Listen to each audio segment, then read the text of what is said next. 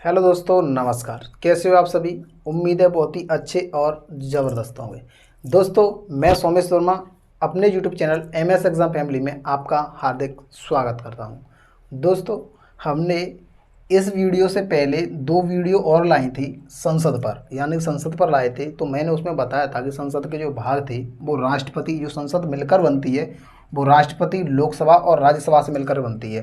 तो हमने पिछली वाली वीडियो में लोकसभा और राज्यसभा को तो देख लिया था, लेकिन एक रह गया था राष्ट्रपति, मतलब एक भाग रह गया था उसका राष्ट्रपति। तो हम इसमें यानी कि इस वीडियो में हम राष्ट्रपति को बड़े आसानी से और बहुत ही अच्छे लेवल से देखेंगे। तो आपने अगर वो पिछली वाली वीडियो भी नहीं देखेंगे तो लिंक डिस्क्रिप्शन में पड़ा हुआ है उनका, तो आप जाकर के उन वीडियो को भी देख सकते हो। तो पहले आप इस वीडियो को देखिए और वीडियो के एंड तक बने रहिए। ठीक है दोस्तों, वीडियो अगर आपको अच्छी लगती है, अच्छा समझ में आता है आपके में, यानी कि हम अगर आपको अच्छे से समझ आ पाते हैं, कन्वेंस कर पाते हैं, तो आप वीडियो को लाइक जरूर करना और चैनल को सब्सक्राइब जरूर करके जाना। ठीक है दोस्तों, तो चलिए हम पहले इस राष्ट्रपति को अच्छे से समझते हैं कि राष्ट्रपति भारत के अंदर कौन कौन बन सकता है, क्या नियम होते हैं, क्या शर्तें रहती हैं, क्या शपथ लेते हैं, क्या होता है, क्या कुछ सारा कुछ होता है, वो सब कुछ हम इस वीडियो में समझेंगे। चलो वीडियो को स्टार्ट करते हैं दोस्तों। ठीक है, चलिए। राष्ट्रपति, तो ये भारत के राष्ट्रपति होते हैं। तो पहली बात करते हैं हम कि भारत के जो राष्ट्रपति हैं ये आर्टिकल कितने में बताया गया है, यानी कि कौन सा आर्टिकल है जिसके अंदर ये बताया गया है। तो मैं बता देता हूँ, आर्टिकल 52 के अंदर ये सब बताया गया है कि भारत का एक राष्ट्रपति होगा। अब देखिए, आर्टिकल 52 है, लेकिन आर्टिकल 52 किस भाग में आता है? तो ये देखिए, भाग 5, यानी कि भाग 5 के अंदर आता है। और ये भाग 5 भी आर्टिकल 52 से लेकर के 151 तक होता है, यानी कि अनुच्छेद 52 से लेकर के 151 तक होता है। तो 52 से हमारा राष्ट्रपति स्टार्ट हो जाता है। ठीक है, तो हम क्रम बाय क्रम देखते हैं। पहली बात ये कि राष्ट्रपति जो है वो भारत का प्रथम नागरिक होता है। जैसे कि आपको पता है 135 करोड़ की आबादी है कि नहीं दोस्तों? अब 135 करोड़ की आबादी है, तो इस 135 करोड़ में से पहला व्यक्ति किसको चुना जाएगा भारत के अंदर, यानी कि पहला व्यक्ति जो होगा वो कौन होगा? तो भारत के अंदर जो पहला व्यक्ति होगा, यानी कि भारत का प्रथम नागरिक कौन? प्रथम नागरिक, यानी कि भारत का जो प्रथम नागरिक होगा वो राष्ट्रपति ही माना जाता है। ठीक है, चलिए नेक्स्ट बात करते हैं हम कि जो राष्ट्रपति होता है वो संवैधानिक प्रधान होता है। ये समझ लीजिए कि जो संविधान चल रहा है वो राष्ट्रपति के माध्यम से ही चल रहा है। तो ये संवैधानिक प्रधान होता है, संवैधानिक प्रधान होता है राष्ट्रपति। ठीक है साथियों, हैंड राइटिंग मेरी ऐसी है, समझ तो आ रही होगी ना? ठीक है, तो संवैधानिक प्रधान होता है राष्ट्रपति। देखते हैं नेक्स्ट आर्टिकल की बात करते हैं कि आर्टिकल यानी कि अनुच्छेद 52 के अंदर अभी बताया कि भारत का कौन होगा? भारत का एक राष्ट्रपति होगा, भारत का राष्ट्रपति होगा। ठीक है साथियों, यानी कि आर्टिकल 52 के अंदर बताया गया कि भारत का एक राष्ट्रपति होगा, जो मैंने भी आपको बताया था। ठीक है, नेक्स्ट आर्टिकल 53 के अंदर क्या है? आर्टिकल 53 के अंदर बताया गया है कि जो संघ की कार्यपालिका शक्ति होती है वो किस में निहित होती है। तो संघ की कार्यपालिका शक्ति जो होती है, यानी कि कार्यपालिका शक्ति जो होती है, कार्यपालिका शक्ति जो होती है, कार्यपालिका जो शक्ति होती है वो किस में निहित होती है? तो वो राष्ट्रपति में ही निहित कार्यपालिका शक्ति, जो कार्यपालिका शक्ति होती है वो राष्ट्रपति में निहित होती है। अब यहाँ पर एक पॉइंट है कि कार्यपालिका यानी कि राष्ट्रपति जो होता है वो नाम मात्र के कार्यपालिका होता है, यानी कि राष्ट्रपति जो होता है वो नाम मात्र कार्यपालिका होता है। तो वास्तविक कार्यपालिका कौन होता है? तो वास्तविक जो कार्यपालिका होता है वो प्रधानमंत्री और मंत्री परिषद होता है, यानी कि प्रधानमंत्री और मंत्रिपरिषद जो होती है वो वास्तविक कार्यपालिका होती है और राष्ट्रपति तो नाम मात्र कार्यपालिका होती है। ठीक है, चलिए अब देखते हैं आर्टिकल 54 के अंदर क्या है। अब आर्टिकल 54 के अंदर बताया गया है कि जो भारत का राष्ट्रपति होगा उसका निर्वाचन होगा, एक निर्वाचन मंडल होगा। क्या होगा? निर्वाचन मंडल। ठीक है, निर्वाचन मंडल। ठीक है। एक निर्वाचन मंडल होगा किसके लिए, राष्ट्रपति चुनाव के लिए जो होता है उसके लिए एक निर्वाचन मंडल होता है राष्ट्रपति चुनाव के लिए, तो एक निर्वाचन मंडल होगा इसमें, ठीक है। नेक्स्ट 55 के अंदर क्या बताया गया है, आर्टिकल 55 के अंदर, आर्टिकल 55 के अंदर बताया गया है कि जो राष्ट्रपति का चुनाव होगा, राष्ट्रपति का निर्वाचन होगा, तो भारत के राष्ट्रपति का जो निर्वाचन होगा वो किसके द्वारा होगा, मतलब कैसे होगा। देखिए यहाँ पर होगा निर्वाचन, यानी कि मंडल वो सॉरी निर्वाचन, निर्वाचन होगा यानी कि निर्वाचन होगा, तो कैसे होगा, किसके द्वारा होगा, तो वो निर्वाचन होगा भारत के राष्ट्रपति का जो निर्वाचन होगा वो एकल संक्रमणीय मत पद्धति के द्वारा होता है। किसके द्वारा होता है, एकल संक्रमणीय मत पद्धति के द्वारा राष्ट्रपति का निर्वाचन होता है, वो आर्टिकल 55 के अंदर बताया गया है, ठीक है। पूरा तो मैंने नहीं लिखा है लेकिन आप समझ लेना, आप नोट कर लो, एकल संक्रमणीय मत पद्धति के द्वारा राष्ट्रपति का चुनाव होता है, ठीक है, निर्वाचन होता है। अब देखिए आर्टिकल 56 की बात करें कि आर्टिकल 56 के अंदर क्या बताया गया है, तो आर्टिकल 56 के अंदर जो बताया गया है वो बताया गया कि राष्ट्रपति की पदावधि क्या होती है, राष्ट्रपति की पदावधि कितनी होनी चाहिए, मैं यहाँ नोट कर देता हूँ। राष्ट्रपति की, मैं बहुत ही आराम से पढ़ा रहा हूँ आपको, यानी कि आराम से चीज़ों को बताता जा रहा हूँ। राष्ट्रपति की पदावधि, ठीक है, राष्ट्रपति की पदावधि, अगर आपको समझ में आ रहा है तो कमेंट जरूर करना, ठीक है। तो राष्ट्रपति की पदावधि के बारे में आर्टिकल 56 में बताया गया है। अब राष्ट्रपति की पदावधि के बारे में देखते हैं कि राष्ट्रपति जो है कितने वर्ष का कार्यकाल रहता है राष्ट्रपति का, यानी कि राष्ट्रपति का कार्यकाल, आप कार्यकाल कहिए या पर पद धारण जो पदावधि है उसको कहिए, बात एक ही है। तो ये देखते हैं पदावधि उसकी 5 वर्ष होती है, यानी कि 5 ईयर होती है, ठीक है, यानी कि 5 वर्ष जो होती है वो राष्ट्रपति की पदावधि होती है। अब अगर मान लीजिए कि राष्ट्रपति पद पर नहीं है, क्या नहीं है, राष्ट्रपति पद पर नहीं है, यानी कि पद पर हैं लेकिन राष्ट्रपति कहीं बाहर देश में गए हुए हैं, तब उनका काम कौन करेगा, यानी कि वो बाहर ट्रेवल करने के लिए कहीं गए हैं एनी अदर कंट्री, ठीक है, तो उनका पद पर काम कौन करेगा, तो वहाँ पर जो आते हैं वहाँ पर आते हैं फिर उपराष्ट्रपति, ठीक है, कौन आते हैं, उपराष्ट्रपति। अब मान लीजिए कि उपराष्ट्रपति की भी अनुपस्थिति हो, यानी कि वो भी उपस्थित ना हो, वो भी कहीं चले गए हों, मान लीजिए वो भी कहीं चले गए हों, तब फिर कौन पद को संभालेगा, राष्ट्रपति के पद को कौन संभालेगा, भाई कोई कार्यवाहक राष्ट्रपति तो होना चाहिए।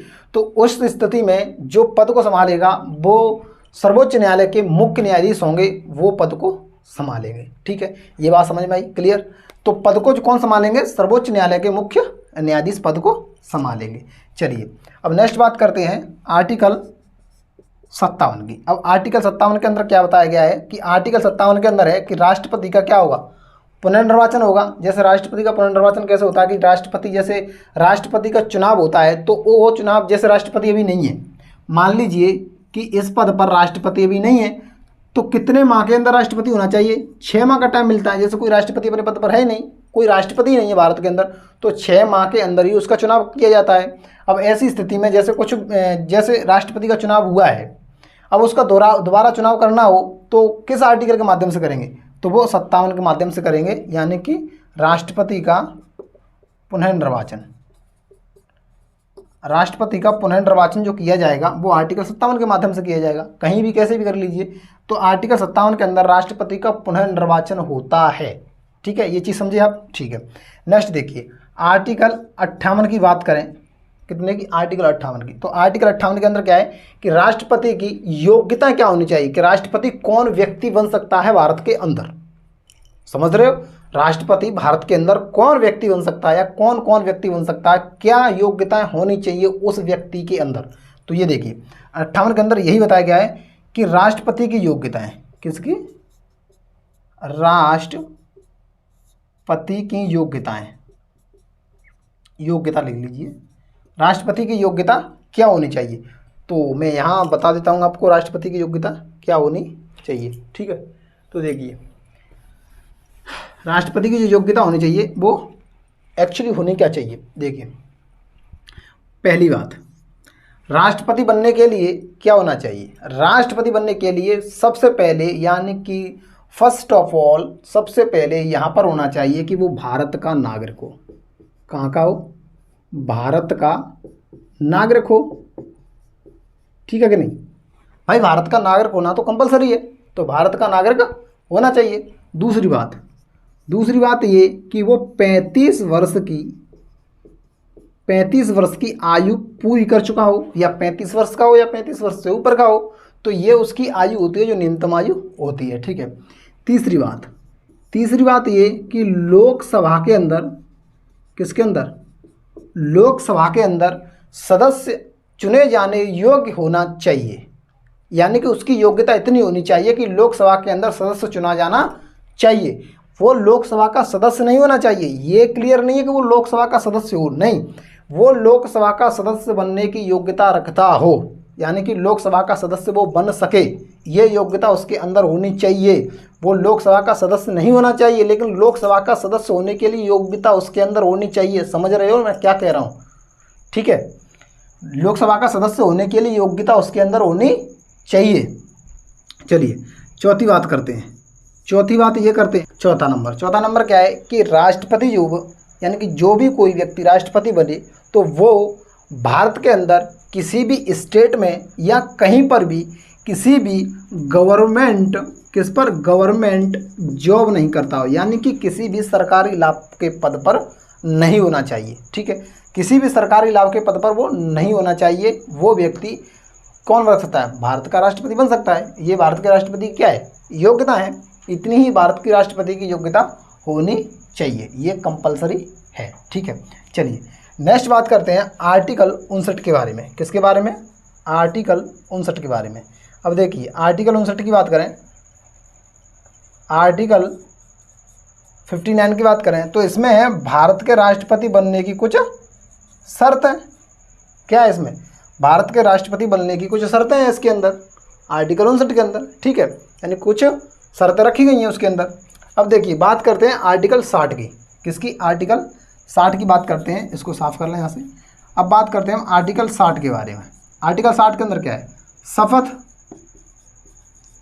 क्या होगा? शपथ, यानी कि राष्ट्रपति की शपथ किसमें है? आर्टिकल 60 के अंदर। अब राष्ट्रपति को शपथ कौन दिलाता है भाई? तो राष्ट्रपति को जो शपथ दिलाते हैं वो दिलाते हैं मुख्य न्यायाधीश। कौन दिलाते हैं? मुख्य न्यायाधीश। जो भारत के मुख्य न्यायाधीश होंगे वो राष्ट्रपति को शपथ दिलाएंगे। ठीक है, यहाँ तो समझ में आ रहा है ना? आर्टिकल 60 के अंदर शपथ है, वो भी राष्ट्रपति की शपथ, और मुख्य न्यायाधीश जो होते हैं वो राष्ट्रपति को शपथ दिलाते हैं। ठीक है, अब बात करते हैं आर्टिकल 61 के बारे में। आर्टिकल 61 के बारे में मोस्ट इंपोर्टेंट है ये। आर्टिकल 61 के बारे में बात करें तो ये है इसमें महाभियोग।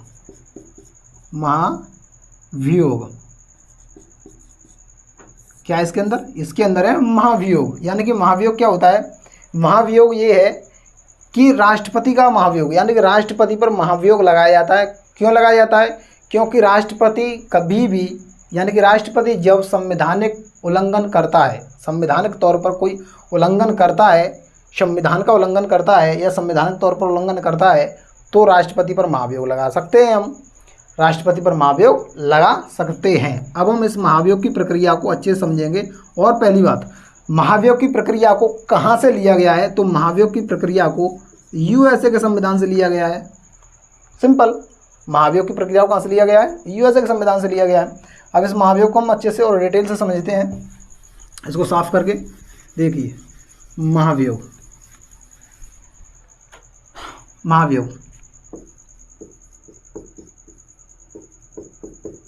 महाभियोग की प्रक्रिया अभी आपको बताई कहाँ से? यूएसए से। ठीक है, लेकिन महाभियोग लगता कैसे है? तो देखिए महाभियोग किस तरह से लगता है, तो महाभियोग की बताएं हम कि किस तरह से लगता है। तो ये महाभियोग जो है राष्ट्रपति पर लगाया जाता है। किस पर लगा रहे हैं हम? राष्ट्रपति पर महाभियोग लगता है। तो वो किसी भी सदन से लगाया जा सकता है। अब आपको पता है सदन कौन से है? संसद के अंदर दो ही सदन, एक राज्यसभा एक लोकसभा। क्या है? एक राज्यसभा एक लोकसभा, दो सदन है। अब इन दो सदनों में किसी भी सदन से राष्ट्रपति पर महाभियोग लगाया जा सकता है। इन दो सदनों में से किसी भी एक सदन से राष्ट्रपति पर महाभियोग लगाया जा सकता है। अब मान लीजिए, अब राष्ट्रपति पर जब महाभियोग लगेगा तो राष्ट्रपति को 14 दिन पहले लिखित सूचना देनी पड़ती है। यानी कि कोई भी सदन, यानी कि मान लीजिए, मान के चलते हैं हम, ठीक है, मान के चलते हैं कि राज्यसभा राष्ट्रपति पर महाभियोग लगाना चाहती है। कौन? राज्यसभा। जब राज्यसभा राष्ट्रपति पर महाभियोग लगाना चाहती है तो राज्यसभा 14 दिन पहले लिखित सूचना राष्ट्रपति को देगी। किसकी? राष्ट्रपति को लिखित सूचना देगी कि हम आप पर महाभियोग लगाने जा रहे हैं। ठीक है, अब उस सूचना के अंदर क्या होना चाहिए? उस सूचना के, उस प्रश्न पत्र के अंदर ऐसा क्या होना चाहिए जो 14 दिन पहले राष्ट्रपति के पास राज्यसभा ने भेजा है? तो उसके अंदर क्या होना चाहिए? देखिए, उसके अंदर 1/4 सदस्य, यानी कि जब वो प्रस्ताव पारित होगा राज्यसभा के अंदर, कहाँ पर? राज्यसभा के अंदर जब प्रस्ताव पारित होगा तो उस प्रस्ताव पर 1/4 सदस्यों के हस्ताक्षर होने चाहिए। क्या होने चाहिए?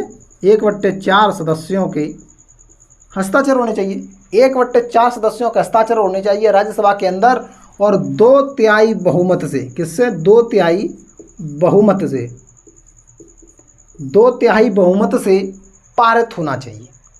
समझ आया? यानी कि राज्यसभा के अंदर 1/4 सदस्य का हस्ताक्षर होने चाहिए उस लेटर के ऊपर, जो प्रश्न पत्र राष्ट्रपति के पास गया है उस पर 1/4 सदस्यों का हस्ताक्षर होने चाहिए। दूसरी बात, 2/3 सदस्य से पारित होना चाहिए, यानी 2/3 सदस्य बहुमत से पारित होना चाहिए। जब यहाँ से पारित हो जाएगा, 2/3 सदस्य के द्वारा, बहुमत के द्वारा पारित कर दिया जाएगा, तो इसके द्वारा फिर वो प्रश्न पत्र दूसरे सदन में जाएगा। कहाँ जाएगा? दूसरे सदन में, यानी कि राज्यसभा से पारित हो गया तो वो जाएगा सीधा लोकसभा के अंदर। कहाँ जाएगा? लोकसभा के अंदर, क्योंकि राज्यसभा ने यहाँ से पारित कर दिया 2/3 सदस्य के द्वारा बहुमत पारित करके, और कहाँ भेज दिया? लोकसभा के अंदर जाएगा। और लोकसभा के अंदर जब जाएगा तो लोकसभा वहाँ पर जांच करेगी उसकी, कि राष्ट्रपति पर महाभियोग या राष्ट्रपति पर जो आरोप लगे हैं वो सही है या गलत है, या लोकसभा खुद जांच करेगी या फिर किसी कमेटी के द्वारा जांच करवाएगी। समझ रहे हो? या तो खुद जांच करेगी या फिर किसी कमेटी के द्वारा उसको जांच करवाएगी। अब जांच करवाएगी को उसको लगता है कि हाँ, राष्ट्रपति पर जो महाभियोग लग रहा है, जो आरोप लगे हैं वो सही हैं, तो लोकसभा के अंदर भी 2/3 बहुमत से पारित होना चाहिए वो प्रश्न पत्र। क्या? लोकसभा के अंदर भी 2/3 बहुमत से, यानी 2/3 सदस्य के द्वारा वो पारित होना चाहिए। जब ये पारित हो जाएगा तो राष्ट्रपति के पास भेज दिया जाएगा। कहाँ पर? राष्ट्रपति के पास भेज दिया जाएगा। जब यहाँ से पारित हो गया, दोनों सदनों से पारित हो गया, तो राष्ट्रपति पर महाभियोग लग जाएगा 101%, यानी कि राष्ट्रपति पर महाभियोग 100% लग गया। यहाँ से हो गया क्लियर कि राष्ट्रपति पर महाभियोग लग गया, तो उसी तारीख से, उसी तिथि से राष्ट्रपति अपने पद को छोड़ देगा। राष्ट्रपति अपने पद को छोड़ देगा उसी तिथि से। तो देखिए, उसी तारीख से जैसे ही छोड़ेगा तो उससे 6 माह के अंदर, बताया था अभी मैंने कि उसके 6 माह के अंदर राष्ट्रपति पद को भरा जाना चाहिए। तब 6 माह के अंदर राष्ट्रपति पद को भरा जाना चाहिए। ठीक है, चलिए, ये है महाभियोग की प्रक्रिया। क्या है ये? महाभियोग की प्रक्रिया। चलिए अब चलते हैं नेक्स्ट। अब देखते हैं हम वेतन भत्ते देख लेते हैं इसके। राष्ट्रपति के वेतन भत्तों की बात करते हैं कि राष्ट्रपति को वेतन भत्ता कैसे मिलता है। तो राष्ट्रपति के वेतन की बात करते हैं हम। किसकी? राष्ट्रपति के वेतन की। तो यहाँ पर राष्ट्रपति के वेतन की बात करें तो देखिए, राष्ट्रपति के वेतन की बात करते हैं तो ये वेतन का जो मामला है, यानी कि वेतन जैसा ये वर्ड मिलता है हमें सुनने को, वो कहीं ना कहीं अनुसूची के अंदर भी मिलता है। कहाँ पर? अनुसूची के अंदर। अब आप बोलोगे अनुसूची के अंदर, कौन सी अनुसूची के अंदर? तो मैं आपको बताता हूँ, अनुसूची 2 के अंदर मिलेगा आपको, जा करके देख लेना। अनुसूची 2 के अंदर मिलेगा आपको वेतन, जो कि राष्ट्रपति, उपराष्ट्रपति, मुख्य न्यायाधीश, राज्यपाल, बहुत सारे लोग हैं मंत्रीगण में, तो उन सभी को जो वेतन मिलता है वो अनुसूची 2 के अंदर बताया गया है। ठीक है, अब वेतन भत्ता देखते हैं कि वेतन भत्ता कैसे मिलता है। देखिए, राष्ट्रपति को जो वेतन मिलता है ना सर जी, राष्ट्रपति को वेतन वो मिलता है 5 लाख पर मंथ। पर मंथली का 5 लाख रुपया राष्ट्रपति जी को मिलता है, और राष्ट्रपति जी पर कोई टैक्स नहीं लगता। राष्ट्रपति जी पर कोई भी टैक्स नहीं लगता।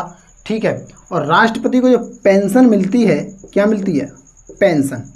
तो राष्ट्रपति को जो पेंशन मिलती है वो पेंशन 9 लाख रुपए मिलती है वार्षिक। कैसे मिलती है? वार्षिक पेंशन मिलती है 9 लाख रुपए, और वो भी वार्षिक मिलती है। राष्ट्रपति जी को निःशुल्क, कैसा? निःशुल्क निःशुल्क निवास भवन दिया जाता है। निवास भवन, यानी कि राष्ट्रपति जी को निःशुल्क निवास भवन दिया जाता है। नो टैक्स, कोई भी टैक्स नहीं राष्ट्रपति जी पर लगेगा। दूसरी बात, राष्ट्रपति जो होंगे जब तक पद धारण करेंगे उनकी सैलरी और उनके किसी काम में कोई भी कमी नहीं आनी चाहिए, यानी कि उनके वेतन भत्ते में कोई भी कमी नहीं होगी, कोई भी घटावड़ी नहीं होगी। जैसा है वैसा ही उनको मिलेगा, ना कोई कमी कर सकता है ना कोई बढ़ा सकता है। जैसा है निश्चित वैसा ही उनको मिलेगा। ठीक है, चलिए अब बात करते हैं हम कि राष्ट्रपति को अधिकार और कर्तव्य कौन कौन से दिए गए हैं। राष्ट्रपति जी को अधिकार और कर्तव्य कौन कौन से दिए गए हैं, तो उनको हम जरा बात करते हैं कि राष्ट्रपति जी को अधिकार और कर्तव्य कौन कौन से दिए गए हैं। तो देखिए, अधिकार और कर्तव्य की बात करें, अधिकार और कर्तव्य, अधिकार व कर्तव्य, राष्ट्रपति जी की बात करें तो अधिकार और कर्तव्य, तो सबसे पहले हम बात करेंगे कि राष्ट्रपति के नियुक्ति के अधिकार, कि राष्ट्रपति के नियुक्ति के अधिकार, नियुक्ति के अधिकार। अब नियुक्ति के अधिकार के बारे में देखते हैं कि नियुक्ति के अधिकार कैसे कैसे। तो ये देखिए, नियुक्ति के अधिकार कैसे कि राष्ट्रपति किस किस को नियुक्त कर सकता है। राष्ट्रपति के अंदर वो पावर होनी चाहिए कि वो किस किस को नियुक्त कर सकता है या किस किस को नियुक्त करता है। तो देखिए, पहला नंबर, राष्ट्रपति जो है प्रधानमंत्री को नियुक्ति करता है। राष्ट्रपति किसको नियुक्त करता है? प्रधानमंत्री को नियुक्त करता है, और प्रधानमंत्री के कहने पर अन्य मंत्रिपरिषद के सदस्यों की नियुक्ति करता है। यानी कि प्रधानमंत्री को नियुक्ति करता ही है। राष्ट्रपति प्रधानमंत्री की नियुक्ति तो करता है, लेकिन प्रधानमंत्री की सलाह पर अन्य मंत्रिपरिषद के सदस्यों की नियुक्ति भी करता है। ठीक है, नेक्स्ट, कैग यानी कि नियंत्रक एवं महालेखा परीक्षक। नियंत्रक एवं महालेखा परीक्षक के अध्यक्ष की नियुक्ति कौन करता है? राष्ट्रपति करता है। मुख्य न्यायाधीश कौन? मुख्य न्यायाधीश की बात करते हैं तो मुख्य न्यायाधीश की नियुक्ति कौन करता है? राष्ट्रपति करता है। बात करते हैं राज्यों के राज्यपाल के बारे में। राज्यपालों के बारे में बात करें कि राज्यों के राज्यपालों की नियुक्ति कौन करता है? राष्ट्रपति करता है। सुप्रीम कोर्ट, हाई कोर्ट के वरिष्ठ उच्च न्यायाधीश की नियुक्ति कौन करता है? राष्ट्रपति करता है। आईएएस, पीसीएस, आईएएस और PCS, sorry IAS, IPS, IAS और आईपीएस, इनको शपथ कौन दिलाता है? राष्ट्रपति दिलाता है। चुनाव आयुक्त कौन? चुनाव आयुक्त की नियुक्ति कौन करता है? राष्ट्रपति करता है। ऐसे ही बहुत से लोग हैं जिनकी नियुक्ति राष्ट्रपति करता है। ठीक है, हम और भी देखते हैं। नेक्स्ट देखते हैं कि राष्ट्रपति जो है, जैसे कि संसद के अंदर कोई भी विधेयक आता है और संसद से वो विधेयक पारित हो जाता है, जैसे राज्यसभा और लोकसभा से विधेयक पारित होता है, किसी भी सदन से वो विधेयक पारित हो जाता है, यानी कि वो कानून पारित हो जाता है, तो वो विधेयक जब तक कानून का रूप नहीं लेगा तब तक उस पर राष्ट्रपति का हस्ताक्षर नहीं हो जाएंगे। जब तक, यानी कि मान लीजिए कि सदन में लोकसभा, राज्यसभा, किसी भी सदन के अंदर कोई विधेयक पारित होता है तो वो विधेयक पूर्णतः जब माना जाएगा जब उस पर राष्ट्रपति का हस्ताक्षर हो जाएंगे। तब राष्ट्रपति का हस्ताक्षर होने के बाद ही वो कानून पारित माना जाएगा। ठीक है, और राष्ट्रपति के अंदर क्या क्या शक्तियाँ हैं देखते हैं। राष्ट्रपति जो है वो राज्यसभा के अंदर, किसके अंदर? राज्यसभा के अंदर 12 एग्लो इंडियन क्या करता है? मनोनीत करता है। राष्ट्रपति राज्यसभा के अंदर 12 एग्लो इंडियन मनोनीत करता है और लोकसभा के अंदर 2 एग्लो इंडियन मनोनीत करता है। ठीक है, चलिए और बताते हैं। अब देखिए राष्ट्रपति के अंदर और क्या है। तो राष्ट्रपति जो है वो भारत की तीनों सेनाओं का कौन होता है? प्रमुख होता है। राष्ट्रपति भारत की तीनों सेनाओं का प्रमुख, यानी कि तीनों सेनाओं का, राष्ट्रपति जो है वो तीनों सेनाओं का प्रमुख होता है। क्या होता है?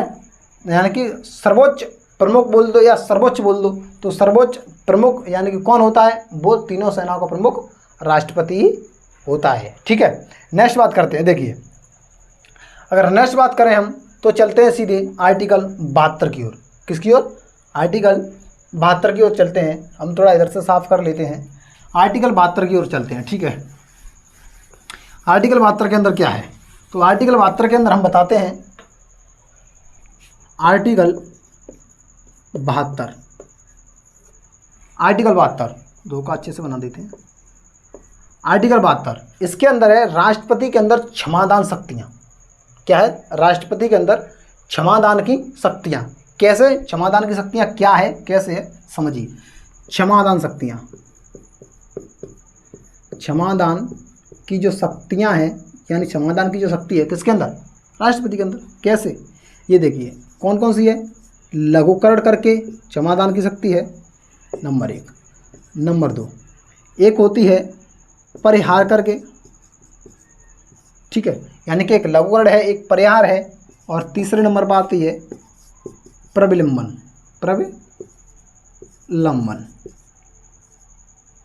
प्रविलंबन जो होती है वो भी होती है। ठीक है, पसीना आ रहा है, इसको थोड़ा पहुँच लेता हूँ। प्रविलंबन, लघुकरण, परिहार और प्रविलंबन। अब देखिए, ये क्षमादान की शक्तियाँ जो है लघुकरण क्या है कि इसके अंदर जो है सज़ा को कम कर दिया जाता है, यानी कि सज़ा को बदल दिया जाता है। कैसे बदल दिया जाता है? जैसे कि आपको मृत्यु दंड सुनाया गया है। क्या सुनाया गया है? मृत्यु दंड की सज़ा सुनाई गई है, तो उस मृत्यु दंड की सज़ा को हो सकता है आपको लघुकरण के द्वारा आजीवन कारावास दे दे। क्या हो? आजीवन कारावास दे दे। मृत्यु दंड से आजीवन कारावास दे दिया तो वो लघुकरण मान लीजिए हो गया। ठीक है, चलिए परिहार के अंदर क्या होता है? परिहार के अंदर ये है कि मान लीजिए आपको 12 साल का कारावास होता है। कितने का? 12 साल का कारावास होता है। तो परिहार के द्वारा बिना किसी भेदभाव के, बिना किसी बदलाव के क्या कर देंगे? उसे 2 वर्ष कर देंगे। मान लीजिए 12 साल से कितना कर देंगे? 2 वर्ष कर देंगे। बिना प्रवृत्त किए 2 वर्ष कर दिया जाएगा। 12 साल से हटा करके 2 वर्ष कर दिया जाएगा। यह परिहार का हो जाता है। प्रविलंबन का देखिए, प्रविलंबन का जैसे ये है कि अगर किसी व्यक्ति को, किसी महिला को फांसी की सज़ा सुनाई जाती है, किसकी? फांसी की सज़ा सुनाई जाती है, तो उस फांसी की सज़ा को माफ़ कर, क्या? उस फांसी की सज़ा को माफ़ कर वो आजीवन कारावास दे सकते हैं, कुछ भी कर सकते हैं। जैसे मान लीजिए प्रविलंबन स्थिति में, फांसी की स्थिति में, जैसे किसी को फांसी होने जा रही है, मान लीजिए कोई गर्भवती महिला है, उसको फांसी होने जा रही है, तो क्या राष्ट्रपति उसको फांसी देने की इजाज़त देंगे? आप बताइए, क्या राष्ट्रपति गर्भवती महिला को यहाँ पर फांसी देने की सज़ा सुनाएंगे? नहीं सुनाएंगे। क्या? नहीं सुनाएंगे। वो सज़ा नहीं सुनाएंगे, वो सज़ा को माफ़ कर देंगे। उस टाइम क्या कर देंगे? माफ़। हो सकता है आजीवन कारावास कर दें, उनकी इच्छा हो कुछ कर सकते हैं। तो मैं ऐसी स्थिति आपको बता रहा हूँ कि इस स्थिति में ऐसा होता है। ठीक है, तो प्रविलंबन भी आपकी समझ में अच्छे से आ ही गया हो गया। ठीक है, चलिए अब इसको साफ करते हैं। अब देखते हैं हम आपातकाल की शक्तियाँ। इधर देख लेते हैं, आपातकाल की शक्तियाँ देखते हैं। राष्ट्रपति की आपातकाल की शक्तियाँ क्या है? ये देखिए, आपातकाल की शक्तियाँ, आपातकाल शक्ति कहो या आपातकाल की शक्तियाँ कहो, इक्वल है सब। ठीक है, तो आपातकाल की शक्तियाँ किस में है? राष्ट्रपति में। कैसे आपातकाल की शक्तियाँ की बात करें तो देखिए कैसे आपातकाल की शक्ति की बात करते हैं। तो इसकी बात करें तो ये जो मिलती है वो भाग 18 के अंदर मिलती है। किसके अंदर? भाग 18। पॉलिटी के अंदर, संविधान के अंदर भाग 18 के अंदर आपातकाल की शक्तियाँ आपको देखने को मिल जाएंगी। कैसे? आपातकाल यानी कि राष्ट्रीय आपातकाल यानी कि 352, क्या 352, 356 और 360 ऐसे करके आपातकाल होता है। 352 की बात करें, 352 के अंदर राष्ट्रीय आपातकाल होता है। क्या होता है? राष्ट्रीय आपातकाल क्या होगा? राष्ट्रीय आपातकाल होगा 352 के अंदर। क्या? 352 के अंदर। बात करते हैं राष्ट्रीय आपातकाल कब लगाया गया था? कोई आइडिया हो आपको? कमेंट करके बताइए। राष्ट्रीय आपातकाल कब लगाया गया था? क्वेश्चन है, मैंने आपको पूछ ही लिया। राष्ट्रीय आपातकाल कब कब लगाया गया है? कमेंट करके बताइए। ठीक है, यहाँ 356 की बात करें तो 356 की बात करते हैं, भाग 18 के अंदर यहाँ 352 से लेकर के 360 तक, बता नहीं पाया, सॉरी। भाग 18 352 से लेकर के 360, ठीक है। तो 352 राष्ट्रीय आपातकाल, मैंने अभी आपको पूछा राष्ट्रीय आपातकाल कब कब लगाया गया था, कमेंट करके बताइए जल्दी से। 356 इसमें है राष्ट्रपति शासन। क्या होता है? राष्ट्रपति शासन। राष्ट्रपति शासन की बात करें, राष्ट्रपति शासन जो है वो सबसे पहले लगाया गया था 1951 के अंदर। कब लगाया गया था? 1951 के अंदर लगाया गया था। और किस राज्य में लगाया गया था? तो ये लगाया गया था पंजाब के अंदर। कहाँ पर? पंजाब के अंदर लगाया गया था। 360 की बात करते हैं, इसमें होता है वित्तीय आपातकाल। वित्तीय आपातकाल, वित्तीय आपातकाल। वित्तीय आपातकाल आज तक की स्थिति में अभी तक नहीं लगाया गया है। वित्तीय आपातकाल आज तक नहीं लगाया गया है। और राष्ट्रपति शासन 356, अनुच्छेद 356 ये आर्टिकल है।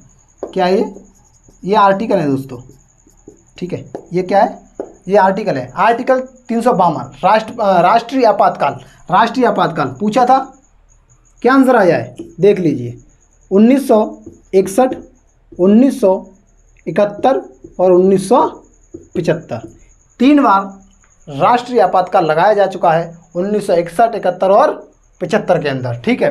राष्ट्रपति शासन 1951 में पंजाब में लगाया जा चुका है। 360 वित्तीय आपातकाल अभी तक नहीं लगाया गया है। क्या है? अभी तक ये नहीं लगाया गया है। चलिए अब इससे आगे हम बात करते हैं कि राष्ट्रपति के पास, यानी कि भारत के राष्ट्रपति के पास और क्या होता है। तो भारत के राष्ट्रपति के पास एक पावर और होती है, एक पावर और होती है, उसे बोलते हैं हम जेवी वीटो पावर। क्या बोलते हैं? जेवी वीटो पावर। वीटो पावर, जेवी वीटो पावर किसमें निहित होती है? आपसे क्वेश्चन पूछ लिया जाए एग्जाम के अंदर कि जेवी वीटो पावर भारत के निम्न में से किस व्यक्ति के अंदर होती है? तो जेवी वीटो पावर भारत के राष्ट्रपति में निहित होती है। बता दिया मैंने आपको, ठीक है, याद रखना। जेवी वीटो पावर भारत के राष्ट्रपति के अंदर होती है। अब बात करते हैं हम किसके बारे में? अब बात करते हैं हम भारत के राष्ट्रपति के बारे में। क्या? भारत के राष्ट्रपति देखते हैं हम इसमें कि भारत के राष्ट्रपति अब तक कौन कौन रह चुके हैं। तो देखिए, पहली बात, फर्स्ट ऑफ ऑल, क्या? फर्स्ट ऑफ ऑल यानी कि who is the president of India? Who is the president of India? First, यानी कि फर्स्ट प्रेसिडेंट ऑफ इंडिया। तो बता देता हूँ, डॉक्टर राजेंद्र प्रसाद। कौन? डॉक्टर राजेंद्र प्रसाद। यानी कि भारत के पहले राष्ट्रपति कौन बने थे? तो भारत के पहले राष्ट्रपति बने थे वो डॉक्टर राजेंद्र प्रसाद बने थे। और भारत के पहले राष्ट्रपति डॉक्टर राजेंद्र प्रसाद कब बने थे? तो मैं आपको बता दूं, 26 जनवरी 1950। कब बने थे? 26 जनवरी 1950, जिस दिन संविधान लागू हुआ था। जिस दिन संविधान लागू हुआ था उसी दिन भारत के राष्ट्रपति डॉक्टर राजेंद्र प्रसाद को बनाया गया था। और 1950 से लेकर के ये 1962 तक रहे थे दोस्तों। 1950 से लेकर के 1962 तक रहे थे। क्यों? क्योंकि ये 2 बार हो चुके थे। कितनी बार? 2 बार राष्ट्रपति बने थे। नेक्स्ट बात करते हैं हम डॉक्टर एस राधाकृष्णन। कौन है? Doctor S Radhakrishnan. Doctor S Radhakrishnan की बात करें तो ये तो जो हुए थे वो 1962 से लेकर के 67 तक हुए थे। कब तक? 67 तक, यानी कि 1962 से लेकर के 1967 तक हुए थे। डॉक्टर एस राधाकृष्णन की बात करें तो डॉक्टर एस राधाकृष्णन जो थे वो 1 बार राष्ट्रपति रहे थे और 2 बार उपराष्ट्रपति पद पर रहे थे। यानी कि 1 बार राष्ट्रपति रहे थे और 2 बार उपराष्ट्रपति के पद पर रह चुके हैं। तीसरा नंबर की बात करते हैं, डॉक्टर जाकिर हुसैन। कौन थे? डॉक्टर जाकिर हुसैन की बात करें तो डॉक्टर जाकिर हुसैन थे वो 1967 से लेकर के ओनली 69 तक रहे थे, 2 वर्ष के लिए। ठीक है, अब ऐसे ही इसमें काफ़ी सारे हैं, मैं लिंक डिस्क्रिप्शन में डाल देता हूँ, क्रम बाय क्रम इनको लिखूंगा तो वीडियो लॉन्ग हो जाएगी। अब मैं इनको क्रम बाय क्रम डिस्क्रिप्शन में डाल देता हूँ, वहाँ से आप देख सकते हो। वैसे 1-2 और मोस्ट इंपोर्टेंट बता देता हूँ। सबसे पहले जो क्वेश्चन आता है, ज़्यादातर क्वेश्चन पूछा जाता है वो 11वें नंबर का ऐसे क्वेश्चन आता है कि भारत के 11वें नंबर राष्ट्रपति कौन हैं या कौन रहे थे? तो डॉक्टर APJ अब्दुल कलाम। कौन थे? Doctor APJ Abdul Kalam. तो डॉक्टर APJ अब्दुल कलाम जो थे वो 11वें नंबर के राष्ट्रपति रहे थे। कब रहे थे ये? 2002 से 2007 तक। 2002 से 2007 तक ये रहे थे। उसके बाद कौन रहा था? उसके बाद 12वें नंबर पर आई थी प्रतिभा देवी सिंह पाटिल। प्रतिभा पाटिल, जिसको प्रतिभा पाटिल भी बोल सकते हो, प्रतिभा देवी सिंह पाटिल कहिए या प्रतिभा पाटिल कहिए। तो ये रहे थे 2007 से 2012 तक। उसके बाद में आते हैं प्रणब मुखर्जी। प्रणब मुखर्जी की बात करें तो ये रहे थे 2012 से 2017 तक। अब आते हैं भारत के 14वें राष्ट्रपति जिनका नाम है रामनाथ कोविंद। सॉरी, राष्ट्रपति रामनाथ कोविंद। यानी कि राष्ट्रपति रामनाथ कोविंद हैं वो 2017 से लेकर के अब तक, अब तक 2017 से लेकर के डॉक्टर राजेंद्र प्रसाद बार आ जाता है। रामनाथ कोविंद जो हैं वो 2017 से लेकर के अब तक हैं। अब जुलाई के अंदर ही राष्ट्रपति का चुनाव होने वाला है। अब देखते हैं क्या हमारे राष्ट्रपति रामनाथ कोविंद रहते हैं या फिर कोई और अन्य आकर के पद ग्रहण करता है। ठीक है, तो देखते हैं, जुलाई के अंदर फिर से चुनाव होने वाले हैं राष्ट्रपति के। तो देखते हैं क्या होता है, कौन आता है। उसके बाद हम आपको बताएंगे कि नए राष्ट्रपति कौन बने हैं या फिर वही की वही रहे हैं। जैसा भी होता है हम आपको ज़रूर बताएंगे। ठीक है, तो दोस्तों मैं आपसे एक विनम्र विनती करना चाहता हूँ। दोस्तों हमारा जो यूट्यूब चैनल है, यानी कि हमारा भी और आपका भी, यानी हमारी ये फैमिली है MS एग्ज़ाम फैमिली। दोस्तों हमने इस पर बहुत मेहनत की है, यानी कि हमने इस अपने यूट्यूब चैनल पर 100 से भी अधिक वीडियो अपलोड कर दिए हैं। 100 से भी अधिक वीडियो अपलोड कर दिए हैं दोस्तों हमने। और 100 से वीडियो अपलोड करने के पीछे मेहनत भी बहुत लगी है दोस्तों दिल से बोल रहा हूँ, बहुत मेहनत की हम लोगों ने 100 से अधिक वीडियो अपलोड करने में। दोस्तों सिर्फ आपसे यही उम्मीद है कि इस चैनल को सब्सक्राइब जरूर कर लेना। दोस्तों अगर ये वीडियो आपको अच्छी लगी हो तो लाइक करके और कमेंट में ज़रूर लिखना कि हाँ भैया जी आपकी वीडियो हमें अच्छी लगी और ये जो हमने समझाया है ये हमारी समझ में बराबर आया है। दोस्तों बस इतनी ही उम्मीद है आपसे, बाकी बने रहिए MS एग्ज़ाम फैमिली के साथ। Thank you.